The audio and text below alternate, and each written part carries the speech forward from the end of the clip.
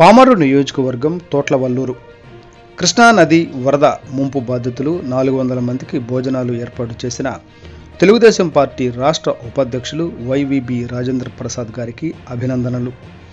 MLA Varla Kumar రాజా అలాగే పాములంక గ్రామ ప్రజలకు కూడా ఆటోలో భోజనాలు పంపించడం జరిగింది.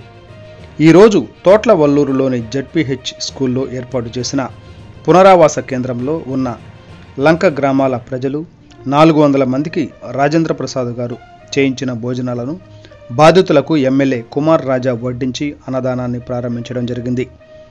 ఈ సందర్భంగా ఎమ్మెల్యే వర్ల కుమార్ రాజా గారు మాట్లాడుతూ, ఈరోజు తోట్లవల్లూరులో హైస్కూల్లో 400 మంది లంక గ్రామాల ప్రజలకు రాజేంద్ర ప్రసాద్ గారు మంచి భోజనం వండించి వారికి పెట్టడం జరిగిందని, దానికి రాజేంద్ర ప్రసాద్ గారికి మనస్ఫూర్తిగా కృతజ్ఞతలు తెలియజేస్తున్నానని అన్నారు.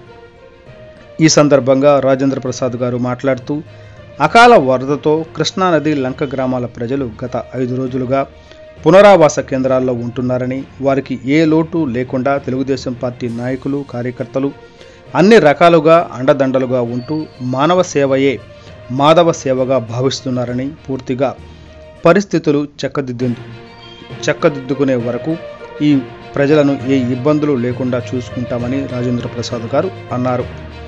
ఈ కార్యక్రమంలో మండల పార్టీ అధ్యక్షులు వీరపనేని శివరాం, రాష్ట్ర బీసీ ఫెడరేషన్ల ప్రధాన కార్యదర్శి వీరంకి గురుమూర్తి, రాష్ట్ర సగర సాధికార కన్వీనర్ జంపని వీర శ్రీనివాస్, రాష్ట్ర మైనారిటీ సెల్ కార్యదర్శి సయ్యద్ అజ్మతుల్లా, డిపిఓ నాయక్ కొండాలమ్మ తల్లి గుడి మాజీ చైర్మన్ కొండ నెక్కలంపూడి మురళి, కోటేశ్వరరావు, మాజీ సర్పంచ్ జక్కా శ్రీనివాసరావు, తెలుగుదేశం పార్టీ నాయకులు కార్యకర్తలు, తెలుగు మహిళలు తదితరులు పాల్గొన్నారు.